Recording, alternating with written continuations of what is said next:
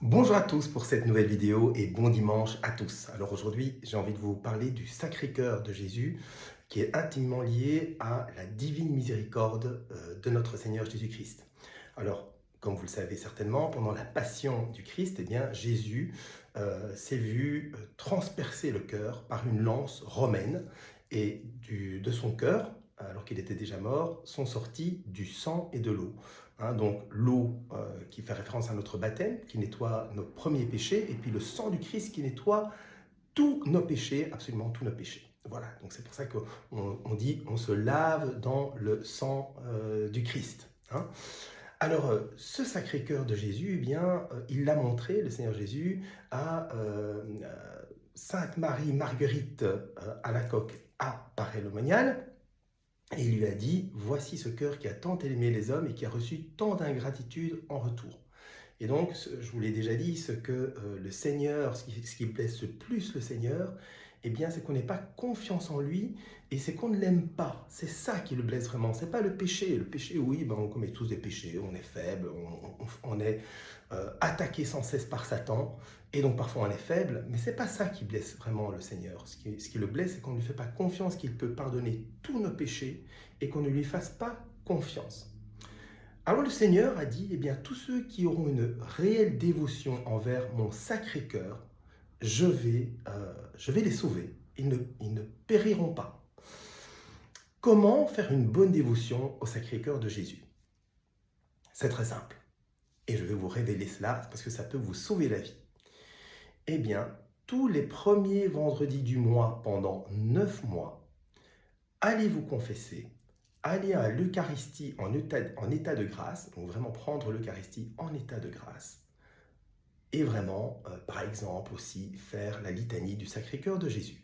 Voilà, vous faites cela donc pendant 9 vendredis, le premier vendredi de 9 fois d'affilée, et à la fin de votre vie, le Seigneur ne vous oubliera pas, il viendra vous chercher à l'heure de votre trépas. Et évidemment, nous allons tous mourir, donc je vous invite à y réfléchir. Et je vais vous raconter une petite anecdote. Un prêtre australien était envoyé par son supérieur dans un hôpital, donner justement les derniers sacrements à une personne qui se trouvait dans une chambre au 2e étage, à la chambre numéro 213. Alors, le prêtre, il y va, hop, un peu en dernière minute comme ça, il va à l'hôpital, il prend l'ascenseur et patatras, eh bien, il se trompe d'étage et il rentre dans la chambre 313 et non pas dans la chambre 213. Il rentre et là, il voit un monsieur dans son lit. Puis il dit, ah, écoutez, monsieur, désolé, je me suis trompé, c'est pas vous que je devais voir. Euh, mais le monsieur lui dit, ah mais non, mon père, ça me fait plaisir de vous voir. Écoutez, moi je suis ici à l'hôpital, je suis en rémission de cancer. Normalement, je dois sortir demain. Mais comme vous êtes là, ben, j'aimerais bien un peu vous parler parce que figurez-vous que quand j'étais jeune, j'avais une dévotion envers le Sacré-Cœur de Jésus. Et donc, je faisais, vous savez, ces 9 premiers vendredis du mois, etc. Mais maintenant, je suis un peu plus âgé. Vers mes 20 ans, j'ai un peu laissé tomber l'église, etc. Mais maintenant que je vous vois, eh bien, ça me donne un peu la nostalgie de cette époque. Et si ça ne vous dérange pas, mon père, eh bien, j'aimerais que vous entendiez ma confession. Alors, le prêtre, bah oui, tout content, bien sûr. Et hop. Et puis, il se salue, il dit au prêtre que voilà, le lendemain, il va sortir de l'hôpital, vu qu'il est en rémission. Et le prêtre va voir sa fameuse personne à la chambre 213 cette fois. Hop. Puis il rentre chez lui, et le lendemain, il retourne à l'hôpital revoir cette personne à la chambre 213, mais il s'enquiert du sort de la personne, le monsieur qu'il avait vu par accident, par hasard, à la chambre 313. Et donc, il monte, il rentre dans la chambre est vide. Il se dit, bah, il était en rémission, donc il est rentré chez lui, mais il demande quand même à l'infirmière. Bah alors, il s'est bien passé, monsieur, il est rentré chez lui. Eh bien, il est mort dans la nuit. Mystérieusement, il est mort dans la nuit. Et donc, simplement pour vous dire que le Seigneur ne vous oublie pas vous l'aimez en vérité, quand vous avez une vraie dévotion envers son Sacré-Cœur en vérité. Et je vais vous raconter une autre anecdote. Je vous ai expliqué ce qui se passe par rapport au chemin de croix, les promesses liées au chemin de croix. Et j'ai repris moi-même cette décision d'aller chaque vendredi faire mon chemin de croix, et voilà que je me mets en route vendredi dernier, avec une petite nostalgie, que j'étais seul à aller faire le chemin de croix. J'aurais bien voulu que soit mon époux, soit un de mes enfants, soit un ami, soit avec moi, parce que je sais que la prière en communauté est plus forte qu'une prière toute seule. Et j'avais déjà dans la tête mes intentions. Je me disais, ah mais si seulement j'avais des personnes qui priaient pour ces intentions avec moi, eh bien ce serait beaucoup plus puissant. Mais bon, tant pis, je vais aller le faire tout seul. Et donc je vais à l'église. Dans cette église, il y a une petite chapelle où il y a l'adoration perpétuelle. Et dans l'église, il y a évidemment les 14 stations du chemin de croix.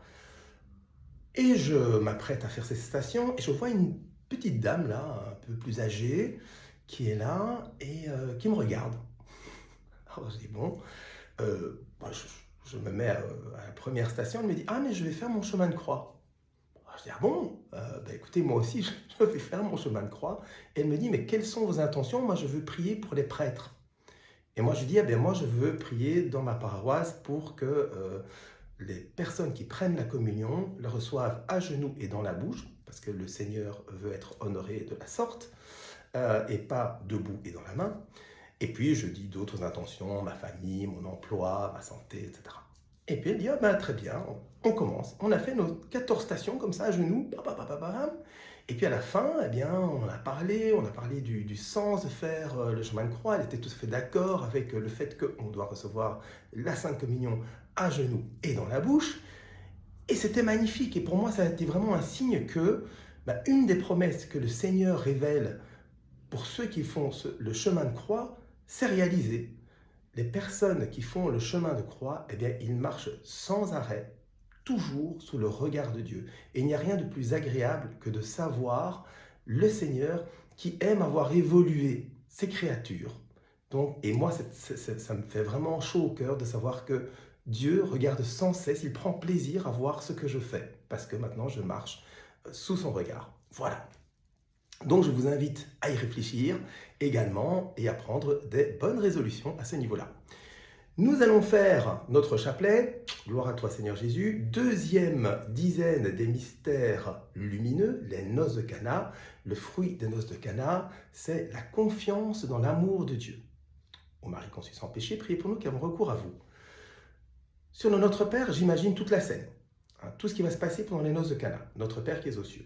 Premier Je vous salue Marie, je vois Jésus qui rencontre Nathanaël, ou Barthélemy, son autre nom, pour la première fois, sous un figuier. Je vous salue Marie. Deuxième boule, je vois Jésus qui, accompagné de ses apôtres, vont à ses noces de Cana. Troisième, je vous salue Marie, je vois Marie qui accompagne son fils et les apôtres de son fils à ses noces et qui a déjà dans l'esprit de vraiment servir, d'être attentif aux besoins des uns et des autres. Quatrième boule, eh bien, je vois Marie qui a constaté que les gens n'ont plus de vin et qui le dit à son fils, ils n'ont plus de vin. Cinquième boule, je vois Jésus qui répond à sa mère, femme, que me veux-tu, mon heure n'est pas encore venue. Ou là, ce qu'il dit vraiment en latin, femme, qu'y a-t-il entre toi et moi? Je vous ai déjà expliqué cette histoire, si vous ne vous souvenez plus, allez revoir la vidéo sur les noces de Cana. Sixième boule, je vois Marie qui dit aux intendants des noces, faites tout ce qu'il vous lira. Septième boule, je vois Jésus qui dit aux intendants, prenez 6 outres et remplissez-les d'eau. Ça faisait 600 litres d'eau au total. Je vous salue Marie. Huitième boule, je vois Jésus qui rend grâce à son Père, qui bénit les outres, et l'eau qui se transforme en vin. Neuvième boule, eh bien, je vois les intendants qui goûtent le vin et qui voient qu'en fait c'est de l'eau transformée en vin. Et puis dixième boule, eh bien, je vois les intendants qui sont à la réflexion. Normalement, on donne le bon vin d'abord et le mauvais vin ensuite, ou le moins bon vin ensuite. Alors qu'ici, ils ont donné le moins bon vin d'abord, ils ont gardé le très bon vin pour la fin. Et n'oubliez pas, le sens des noces de Cana, eh bien, c'est justement l'eau de notre baptême.